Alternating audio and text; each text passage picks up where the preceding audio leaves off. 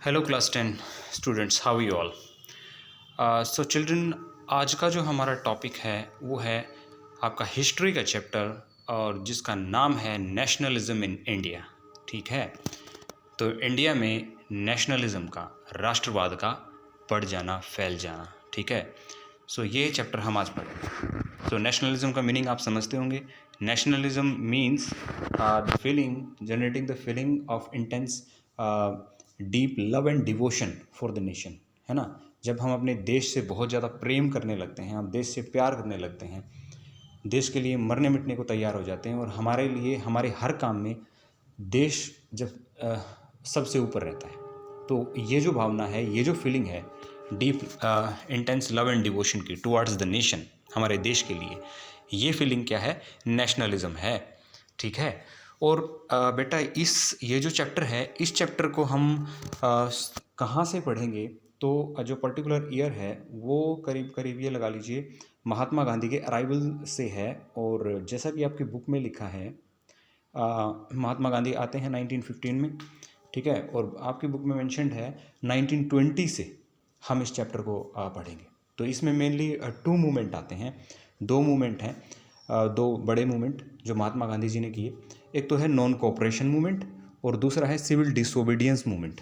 उन दोनों का नेचर क्या था, वो दोनों मूवमेंट किस तरह के थे, ठीक है, किन किन ग्रुप्स ने उसमें पार्टिसिपेशन किया, किस किस ने पार्टिसिपेशन नहीं किया, लिमिटेशंस क्या रही, लोगों के थॉट्स क्या थे, उनके ऑब्जेक्टिव्स क्या थे, किन किन अपने उद्देश्यों को पूरा करने के लिए उन्होंने इस मूवमेंट को में भागीदारी की, पार्टिसिपेशन किया। ठीक है, तो इन दो मूवमेंट को हम डीपली स्टडी करेंगे इस चैप्टर में। ठीक है, तो देखिए, growth of modern nationalism is intimately connected to the anti colonial movement. तो एंटी कॉलोनियल समझते हो ना? एंटी कॉलोनियल का मतलब क्या हुआ कि इंडिया कॉलोनी है ब्रिटेन की। ठीक है, उन्होंने इंडिया को अपनी कॉलोनी बना के रखा है और वो यहाँ से रिसोर्सेज लेते हैं, यहाँ के लोगों पर उन्होंने डोमिनेशन बना के रखा है पॉलिटिकली, इकोनॉमिकली। ठीक है, और अब इंडिया के लोग इस कॉलोनिज्म को बर्दाश्त नहीं करना चाहते, वो एंटी कॉलोनियल हो चुके हैं, वो इस कॉलोनिज्म के ख़िलाफ़ हो चुके हैं, वो अंग्रेज़ों के ख़िलाफ़ हो चुके हैं पूरे तरीके से।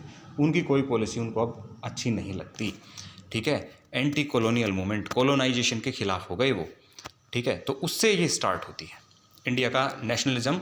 यानी कि जैसे जैसे और जितना जितना हम अंग्रेज़ों के ख़िलाफ़ होते गए, उतना उतना हम एक इस भारत देश, अपनी देश बनाने की जो भावना है, हम सब एक हैं, हम सब भारत के निवासी हैं, उस भावना के हम नज़दीक आते चले गए। ठीक है, तो इस तरीके से नेशनलिज्म हमारे देश में फैल गया। तो यहाँ पे कांग्रेस ने महात्मा गांधी की लीडरशिप में काम किया, लोगों को साथ लाने का। ठीक है, अलग अलग ग्रुप्स को। So Congress under the leadership of Mahatma Gandhi try to forge groups together within one movement, है ना। फोर्ज करने की कोशिश की, सब लोगों को जो अलग अलग कम्युनिटीज़ के हैं उनको साथ लाने की कोशिश की। किसने? कांग्रेस ने। ठीक है, कोशिश की, लेकिन फिर भी यहाँ पे उनके बीच में हम कॉन्फ्लिक्ट्स ट्रेस कर सकते हैं। यानी कि जो भी अलग अलग लोग थे, उनके बीच में उनके जो जो इस मूवमेंट को ज्वाइन करने के जो ऑब्जेक्टिव्स हैं, उनके जो उद्देश्य हैं, वो अलग अलग हैं। ठीक है, उनके मूवमेंट को करने का जो थोड़ा ढंग है वो भी अलग है। ठीक है, वो हम देखेंगे इस चैप्टर में आगे। अब ये इसके बाद जो कॉन्सेप्ट आपकी इस चैप्टर में आता है वो है फर्स्ट वर्ल्ड वॉर, इसके इम्पैक्ट। फर्स्ट वर्ल्ड वॉर जो हुआ उसके इंडिया पर क्या इम्पैक्ट पड़े। ठीक है, एक तो ये कॉन्सेप्ट है। फिर इसी यूनिट में नेक्स्ट है खिलाफत मूवमेंट और फिर नॉन कोऑपरेशन मूवमेंट। ठीक है, तो चलो इनको देखते हैं। सो फर्स्ट वर्ल्ड वॉर जो है, इसके क्या इम्पैक्ट हुए? देखो, first world war created new economic and political situation. तो कुछ नई इकोनॉमिक और पॉलिटिकल सिचुएशन ये जनरेट करता है। कैसे करता है? और जब ये फर्स्ट वर्ल्ड वॉर होता है तो देखो, इंडिया कॉलोनी है ब्रिटेन की।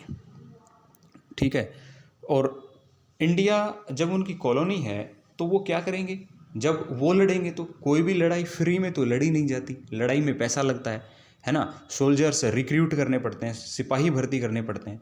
और बहुत सारी सैलरीज आती है, हथियार बनवाने पड़ते हैं, इवन कर्जे लिए गए। ठीक है, तो हुआ क्या, उन्होंने, अब इंडिया उनकी कॉलोनी है, तो अंग्रेजों का जिस पर जोर चल रहा है वे वहाँ से पैसा निकालने की पूरी कोशिश करेंगे, है ना। तो उन्होंने क्या किया, इंडिया में टैक्सेस बढ़ा दिए। ये इंडिया पर असर पड़े फर्स्ट वर्ल्ड वॉर के। उन्होंने ना इंडिया में टैक्सेस बढ़ा दिए, बहुत ज़्यादा टैक्सेस बढ़ाए, और हैवी कस्टम ड्यूटीज़, जो कस्टम ड्यूटीज़ हैं वो बढ़ा दी। कस्टम ड्यूटीज़, सीमा शुल्क, बॉर्डर पे जो सामानों के आने जाने पे लगता है कस्टम ड्यूटीज़, वो बहुत ज़्यादा बढ़ा दी। और introduced income tax, income tax समझते हो ना, हम जो पैसा कमाते हैं उस पर टैक्स, वो इंट्रोड्यूस कर दिया। एक नया मामला और स्टार्ट कर दिया इंडिया में। ठीक है, ये चीज़ें।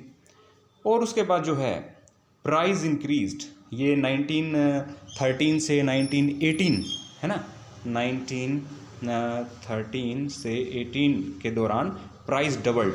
जो चीज़ों की जो रोज़मर्रा की चीज़ें हैं उनके जो प्राइस हैं वो डबल हो गए, उनकी कीमतें बढ़ गई, लगभग डबल हो गई। आप खुद सोच के देखिए, आज के टाइम में अगर चीज़ों की कीमत एकदम से डबल हो जाए तो कितना असर पड़ता है हर परिवार पे, हर आदमी पे, है ना। तो प्राइस डबल हो गए। फोर्स्ड रिक्रूटमेंट, और फोर्स्ड रिक्रूटमेंट का मतलब है कि सेना में ज़बरदस्ती भर्ती किया गया यहाँ के गांव से लोगों को। ठीक है, तो गांव के लोग इससे गुस्सा हो गए, नाराज़ हो गए। और यहाँ पे एक चीज़ और मैं आपको बता दूं, महात्मा गांधी उस टाइम, महात्मा गांधी को और हमारे नेताओं को अंग्रेज़ों ने ये भरोसा दिलाया था कि अगर फर्स्ट वर्ल्ड वॉर में आप हमारा साथ देंगे तो हम इंडिया को, आपके देश को फ्री कर देंगे। लेकिन आपको पता है अंग्रेज़ों को भूलने की आदत थी, तो बेचारों ने, हमारे लीडर्स ने, महात्मा गांधी ने लोगों को मोटिवेट किया कि आप लोग जो है इनका साथ दीजिए। लोगों ने साथ भी दिया, ठीक है, लेकिन आपको उनके नेचर का पता है, उन्होंने अपना कोई वादा नहीं निभाया। सो फोर्स रिक्रूटमेंट की गई। और फिर ये तो चीज़ें हैं ही हैं, और फिर कुछ और चीज़ें जो नेचुरली हुई वो भी हैं। क्रॉप फेल्ड, क्रॉप फेल हो गई, कोई प्रोडक्शन हुआ नहीं। किस टाइम के दौरान, 1918 से लेकर और 1921 तक। ठीक है, बहुत कई बार क्रॉप फेल होती हैं और खाने पीने के लाले पड़ जाते हैं, अनाज कम हो रहता है, और ऊपर से इन्फ्लुएंजा एपिडेमिक, ठीक है, एक बीमारी और फैल जाती है, जैसे कि आजकल फैली हुई है ना ये कोरोना। सो इस तरीके से, लेकिन उसमें लोग बहुत मरते हैं। ठीक है, बहुत ज़्यादा लोगों की डेथ होती है। आप देख लीजिए 12 to 13 मिलियन पीपल जो है वो पेरिश्ड हो जाते हैं, मर जाते हैं। ठीक है, तो ये इसका डेटा है। ठीक है, तो अब एक बार फिर से देखते हैं, तो आपके जो पॉइंट्स बनेंगे, आपके जो कॉन्सेप्ट्स बनेंगे कि भाई वर्ल्ड वॉर, जो फर्स्ट वर्ल्ड वॉर हुआ, उसका इंडिया पर इम्पैक्ट क्या पड़ा। ठीक है, तो देखो, इंडिया के लोगों पर हैवी टैक्सेस लाद दिए गए। ठीक है, टैक्सेस बढ़ गए, कस्टम ड्यूटीज़ बढ़ गई। ठीक है, वो लगा दी गई। इनकम टैक्स इंट्रोड्यूस हुआ। ठीक है, प्राइस इंक्रीज, प्राइस डबल हो गई, फोर्स रिक्रूटमेंट हुई। ठीक है, तो ये आपके पॉइंट बनेंगे, इन हेडिंग्स पे आप अपने पॉइंट बनाइए। ठीक है, और इन्हीं कॉन्सेप्ट से आप इस चीज़ को समझिए। ठीक है, फिर क्रॉप फेल हो जाती हैं और इन्फ्लुएंजा एपिडेमिक आता है और बहुत सारे लोग मारे जाते हैं। और सीधी सी बात है, जब भी समस्याएं बढ़ती हैं तो लोगों का गुस्सा किस पर बढ़ता है, सरकार पर जो है लोग भड़क उठते हैं, और इन सब के होने की वजह वो अंग्रेज़ों को बताते हैं और अंग्रेज़ों से भयंकर तरीके से नाराज़ हो जाते हैं। तो ये पड़ता है असर फर्स्ट वर्ल्ड वॉर का, किस पे, इंडिया पे। ठीक है, तो ये है इसका इम्पैक्ट। आई थिंक आप समझ गए होंगे। तो चलो मैं अब आगे बढ़ता हूँ। नेक्स्ट, अगला हमारा कॉन्सेप्ट है आइडिया ऑफ सत्याग्रह। तो देखो, ये जो सत्याग्रह का जो मामला है ना, ये किसके साथ इंडिया में आता है और कौन इसको अप्लाई करता है, महात्मा गांधी। जहाँ सत्याग्रह आ गया वहाँ महात्मा गांधी, और जहाँ महात्मा गांधी वहाँ सत्याग्रह। बिल्कुल, ये उन्हीं ने अप्लाई किया है, ये उन्हीं ने इंट्रोड्यूस किया है। ठीक है, सत्याग्रह। अब सत्याग्रह को समझ लेते हैं, ये चीज़ क्या है। तो सबसे पहले इसका लिटरल मीनिंग समझते हैं भाई, शाब्दिक तौर पे इसका अर्थ क्या है। तो सत्य प्लस आग्रह, आग्रह, एक बार संधि विच्छेद कर लेते हैं इसका। सत्य प्लस आग्रह, तो सत्य जो सच है, और आग्रह उसका आग्रह करना, यानी कि उसकी डिमांड करना, उसको सत्य को मांगना, सत्य का आग्रह करना, है ना। तो सत्याग्रह, सच के लिए लड़ना, ये महात्मा गांधी का सत्याग्रह का कॉन्सेप्ट था। सो महात्मा गांधी इंडिया में वापस आते हैं 1915 में। डेट भी बता दूं आपको, 9 जनवरी 1915 को आते हैं। और जब इंडिया में वो आ जाते हैं तो फिर वो इंडिया में आते हैं तो पूरे इंडिया का राउंड लेते हैं, क्योंकि वो जब वहाँ थे साउथ अफ्रीका में, वो एक्चुअली एक केस लड़ने के लिए गए थे वहाँ साउथ अफ्रीका, 1915 में इंडिया में आते हैं।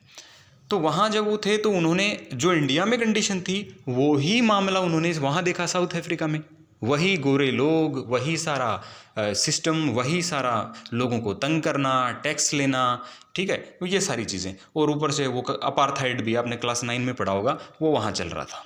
तो महात्मा गांधी ने वहाँ भी स्ट्रगल किया और वहाँ ये सत्याग्रह उन्होंने पहले अप्लाई किया, ठीक है।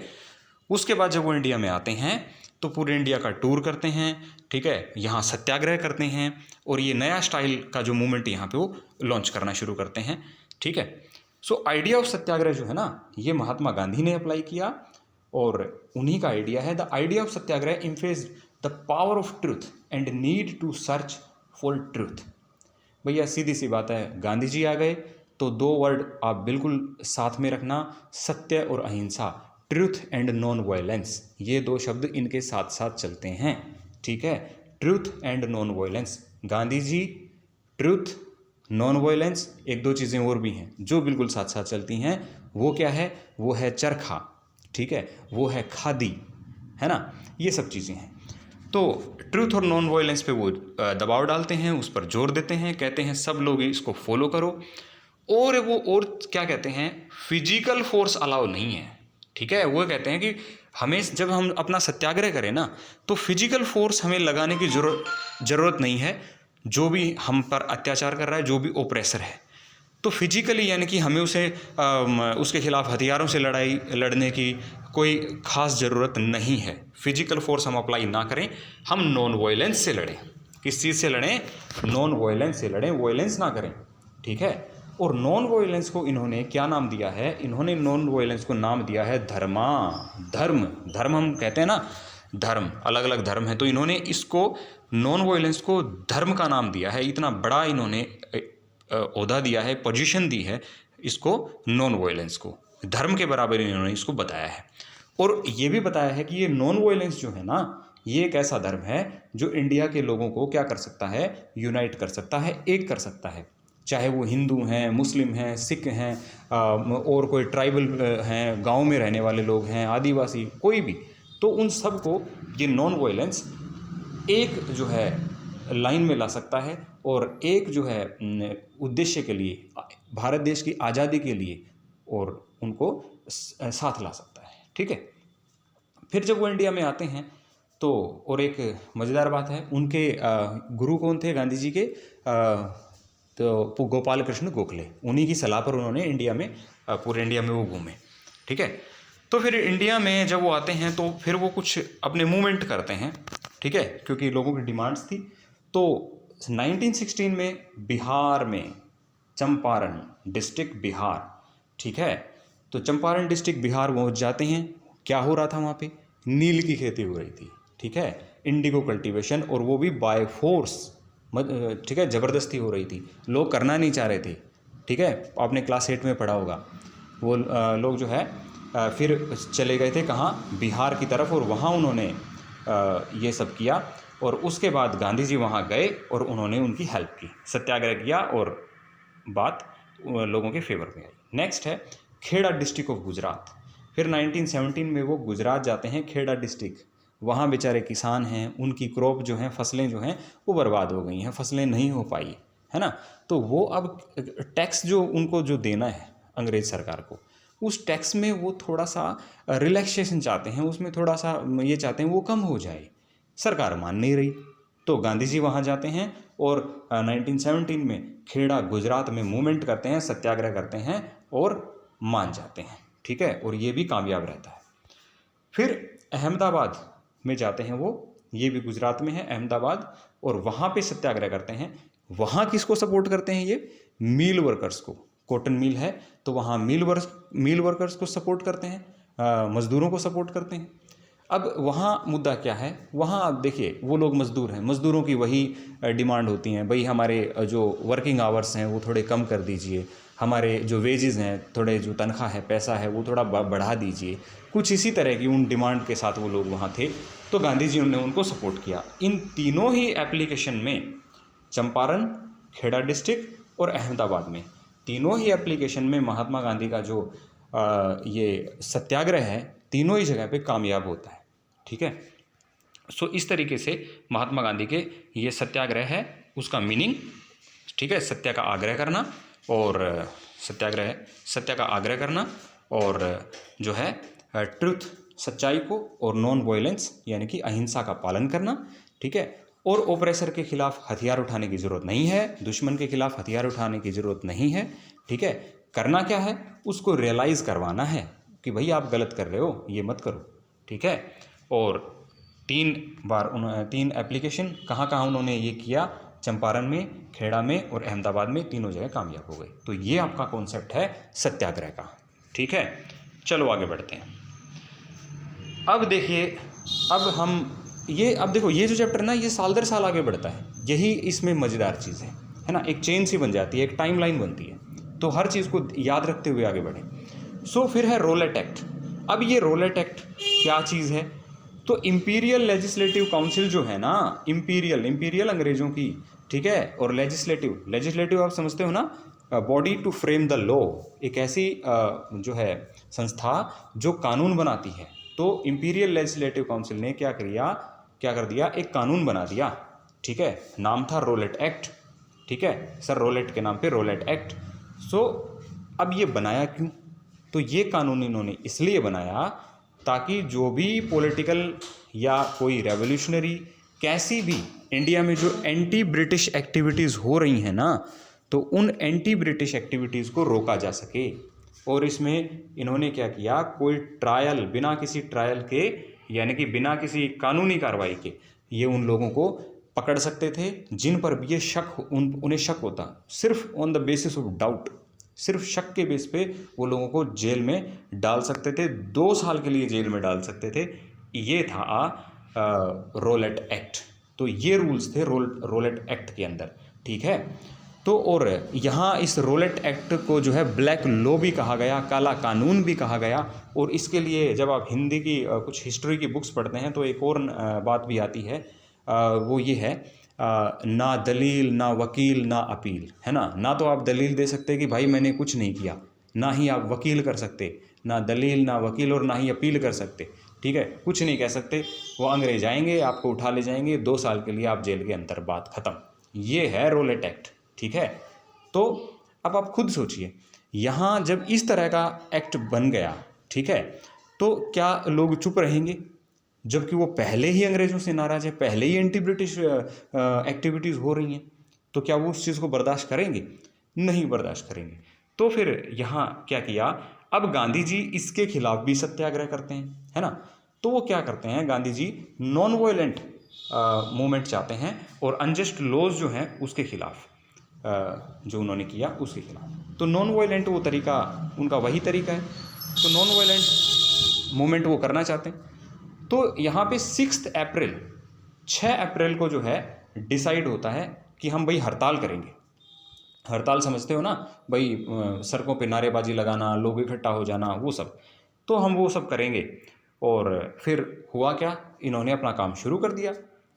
तो रैलीज़ वर ऑर्गेनाइज्ड, रैलीज़ होती हैं। ठीक है, लोकल लीडर्स, अब रैलीज़ वगैरह होती है ना, तो यहाँ बहुत बहुत गड़बड़ हो जाती है। होता क्या है कि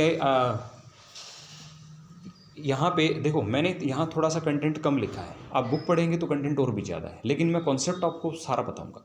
ठीक है, तो यहाँ बच्चों होता क्या है कि रेलवे हैं और कम्युनिकेशन की जो टेलीग्राम सर्विसेज हैं, कहीं वो ख़राब ना हो जाएं, वो भी डिस्टर्ब ना हो जाएं, क्योंकि बाकी सब इतनी गड़बड़ी हो चुकी थी। तो पंजाब का जो रीजन था स्पेशली वहाँ पे, तो अंग्रेज़ लोग डर गए और उन्होंने सोचा कि सब चीज़ को दबाया जाए। ठीक है, तो उन्होंने क्या किया, जो लोकल लीडर्स हैं ना वहाँ के, उनको वहाँ से उन्होंने अरेस्ट कर लिया, अरेस्ट करना शुरू कर दिया। और जैसे मूवमेंट ये फैलता है तो महात्मा गांधी को दिल्ली आने से भी रोक दिया गया। ठीक है, और 6 April 1919 was observe as Satyagraha day. ये तो हम पहले बात ही कर चुके हैं कि सत्याग्रह होगा और हड़ताल होगी। तो 1919 the country witnessed a remarkable political awakening in India, है ना। पॉलिटिकल रूप से लोग अवेकन है, जाग जाते हैं, ठीक है, और एक्टिव पार्टिसिपेशन करते हैं। आगे क्या होता है उसके बाद, अप्रैल की बात चल रही है, अप्रैल 1919। फिर 10 अप्रैल को अमृतसर में, पंजाब में, पुलिस जो है वो जो शांत जो भीड़ है उसके ऊपर गोलियां चला देती है।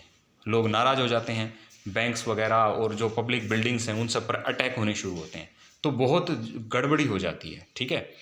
और फिर अब देखो 6 अप्रैल की हमने बात की, फिर 10 अप्रैल की हमने बात की, और फिर हम 13 अप्रैल पे आ जाते हैं, जलियांवाला बाग मैसेकर। तो ये जो जलियांवाला बाग मैसेकर समझते हो ना, हत्याकांड, जहाँ बहुत सारे लोगों का नरसंहार कर दिया जाए, बहुत सारे लोगों को भीड़ में मार दिया जाए, दैट इज़ मैसेकर। तो यहाँ पे होता क्या है, मार्शल लॉ वहाँ लागू कर दिया जाता है। भाई आप गैदरिंग नहीं कर सकते, ठीक है, तो वहाँ लागू कर दिया जाता है। बेचारे वो लोग हैं उनको पता नहीं। तो अमृतसर में, पंजाब में अमृतसर में जलियांवाला बाग एक जगह है, तो जलियांवाला बाग में वो लोग गैदर होते हैं, ठीक है। और वहाँ वो कुछ लोग आते हैं, पॉलिटिकल बातें कर रहे हैं, कुछ लोग, क्योंकि बैसाखी का दिन है, ठीक है, तो कुछ लोग अपने उस मेले में आए हैं, ठीक है। और आपको पता है बड़े बूढ़े जो होते हैं वो पॉलिटिकल बातें करते हैं, और कुछ लोग विरोध जता रहे हैं वहाँ इकट्ठे होकर कि भाई हमारे लीडर्स को उठा लिया गया, डॉक्टर सत्यपाल और डॉक्टर शेफुद्दीन किचलू को, ठीक है। तो ये है। अब यहाँ पे एक ब्रिटिश ऑफिसर कमांडर आता है यहाँ पे, नाम क्या है, जनरल डायर, ठीक है। तो ये जो जनरल डायर है ये वहाँ आता है और करता क्या है, एक ही एग्ज़िट है, एक ही रास्ता है, उसको ब्लॉक करता है, ठीक है। और वहाँ पे ब्रस्ट फायर करता है, बहुत गोलियां चलवा देता है अंधेधुंध, और लोग मारे जाते हैं, ठीक है। बहुत सारे हजारों लोग मारे जाते हैं। So British responded with brutal repression seeking to humiliate and terrorise people, है ना, लोगों को दबाने के लिए, डराने के लिए बहुत खतरनाक ये कदम उन्होंने उठाया, ठीक है। उसके बाद, और वहाँ जो पंजाब में जो सत्याग्रही जो थे ना, उन लोगों को इतना तंग किया उन्होंने, उन लोगों से ज़मीन पर नाक तक रगड़वाई, ठीक है, उनको रेंगने पर मजबूर किया, और कहा कि ये जितने भी हमारे सरकारी अफसर हैं ना, ये जो अंग्रेज़ अफसर हैं, ब्रिटिश, ये जो ऑफिशियल आपको दिखते हैं, इनके दिखते ही इनको सलाम करना है, आपने दिखते ही सैल्यूट करना है, ठीक है। तो इतना उन्होंने तंग किया, इतनी ज़बरदस्ती की, इतनी मनमानी की उन लोगों के साथ, ये हुआ, ठीक है। तो ये है इवेंट जलियांवाला बाग का, ठीक है। तो आई होप आप समझ गए होंगे कि जलियांवाला बाग मैसेकर है क्या। बहुत सारे लोग बेचारे बैसाखी मनाने, कुछ पॉलिटिकली बातें करने वहाँ इकट्ठे हुए थे, और वहाँ जनरल और डायर आ गया और सब पर गोलियाँ चलवा दी, बेचारे लोग मारे गए। ये जलियांवाला बाग का इवेंट है, ठीक है। उसके बाद नेक्स्ट हम आते हैं खिलाफत मूवमेंट। तो ये खिलाफत है ना, देखो ये खिलाफत वर्ड को आपको समझना होगा पहले। खिलाफत मूवमेंट जो है ये किससे रिलेट करता है, खलीफा से। खिलाफत, खलीफा। तो अब देखो, आगे देखो, यहाँ आपको पता है फर्स्ट वर्ल्ड वॉर 1914 में स्टार्ट होता है, 19 में एंड होता है। तो यहाँ फर्स्ट वर्ल्ड वॉर जब ख़त्म होता है, सो यहाँ पे जो ओटोमन टर्की जो है ना, टर्की में है खलीफा। खलीफा क्या है, रिलीजियस हेड है, धार्मिक हेड है, धार्मिक मुखिया है, किसका, सारे मुस्लिम का, सारे जो मुसलमान हैं वर्ल्ड के, उनका धार्मिक मुखिया है, वो है खलीफा, ठीक है। तो यहाँ ये रूमर फैल गई, रूमर क्या फैली, सच में ही ऐसा हुआ क्या, पीस ट्रीटी की गई, और पीस ट्रीटी के नाम पर काफ़ी ज़्यादा काफ़ी उन लोगों को परेशान किया गया, एरियाज़ ले लिए गए, काफ़ी सारा पैसा लिया गया, ये सब। तो पीस ट्रीटी में उनको जो है काफ़ी हराश किया गया, ठीक है। तो उसको सपोर्ट करने के लिए, ठीक है, अपने खलीफा को सपोर्ट करने के लिए, जो इस्लामिक वर्ल्ड का हेड है, ठीक है, टर्की का खलीफा, तो उसको सपोर्ट करने के लिए इंडिया के जो मुस्लिम हैं वो कौन सा मूवमेंट कर रहे थे, खिलाफत मूवमेंट टू सपोर्ट द खलीफा, अपने खलीफा को सपोर्ट करने के लिए, उसकी सहायता, मदद करने के लिए इंडिया के मुसलमान खिलाफत मूवमेंट कर रहे थे, ठीक है। ये है खिलाफत मूवमेंट का कॉन्सेप्ट। और उसके बाद जो है मूवमेंट करेंगे, तो भाई मूवमेंट करने के लिए थोड़ी अरेंजमेंट्स भी करनी पड़ेंगी, ठीक है, प्रोसीडिंग्स भी होंगी, ठीक है। तो मूवमेंट करने के लिए उन्होंने खिलाफत कमेटी बनाई, ठीक है। और जो है वहाँ के जो उनके लीडर्स जो थे, जो खिलाफत मूवमेंट के जो लीडर्स थे, यहाँ पे दो ब्रदर्स हैं, एक है मोहम्मद अली और एक हैं शौकत अली। ये इन लीडर्स के नाम याद रखने, ठीक है। कौन लीडर हैं? एक्टिव लीडर हैं खिलाफत मूवमेंट के, मोहम्मद अली और शौकत अली, ठीक है। और ये लोग बातचीत करते हैं महात्मा गांधी के साथ, ठीक है। किसके बारे में बातचीत करते हैं? Possibility of United mass action. Actually क्या है, यहाँ महात्मा गांधी भी यही चाहते हैं, ठीक है। महात्मा गांधी बहुत इनोवेटिव हैं अपने मूवमेंट करने के लिए। मूवमेंट अलग अलग तरह के मूवमेंट, सत्याग्रह तो इनका है ही, तो कुछ नया करने के लिए और कुछ नया ऐसा जिसमें ज़्यादा से ज़्यादा लोग शामिल हो पाएँ। तो महात्मा गांधी की ये इच्छा थी कि मुझे कोई ऐसा मौका मिले, और ये मौका मिल गया, ठीक है। कब? जब ये खिलाफत का जो मामला सामने आया, ठीक है। तो महात्मा गांधी और इनके साथ मिलते हैं, तो इन्होंने ये एक विचार बनाते हैं कि भाई हम एक ऐसा मूवमेंट करेंगे, एक ऐसा आंदोलन करेंगे जिसमें आप मुस्लिम लोग भी साथ में होंगे और हम हिंदू कम्युनिटी के लोग भी आपके साथ होंगे, तो मिल के एक ऐसा मूवमेंट हम करेंगे। तो इस मूवमेंट को फिर ये क्या बन जाएगा, कंबाइंड होके नॉन कोऑपरेशन खिलाफत मूवमेंट, ठीक है। असहयोग करेंगे हम, ठीक है। ये था महात्मा गांधी का विचार, ठीक है, सबको साथ लेके चलने का, मूवमेंट में ज़्यादा पॉपुलेशन को लेने का, ज़्यादा बड़ा बनाने का, ठीक है। तो शायद ये कॉन्सेप्ट आपको समझ आ गया होगा। चलो आगे बढ़ते हैं। अब यहाँ एक सवाल उठता है, भाई Mahatma Gandhi non cooperation movement करना चाहते हैं ना। नॉन कोऑपरेशन मीनिंग समझते हो ना? नॉन कोऑपरेशन, नॉन नहीं, कोऑपरेशन मदद नहीं करना, ठीक है, नॉन कोऑपरेशन। तो why non cooperation? Mahatma Gandhi non cooperation क्यों करना चाह रहे हैं? उसके पीछे कारण क्या है, क्या थॉट है उसके पीछे, विचार क्या है ना। तो यहाँ महात्मा गांधी 1909 में अपनी बुक में लिखते हैं, जिसका नाम है हिंद स्वराज, है ना। देखो नाम में ही आज़ादी है ना, हिंद स्वराज।